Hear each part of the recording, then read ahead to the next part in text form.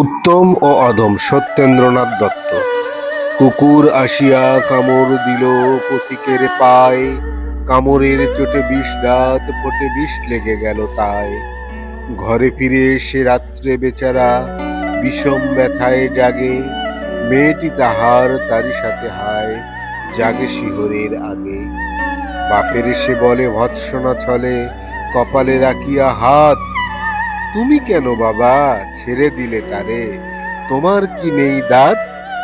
কষ্টে হাসিয়া আত্ম কহিল, তুই রে হাসালি মোরে, দাঁত আছে বলে কুকুরের পায়ে দংশি কেমন করে?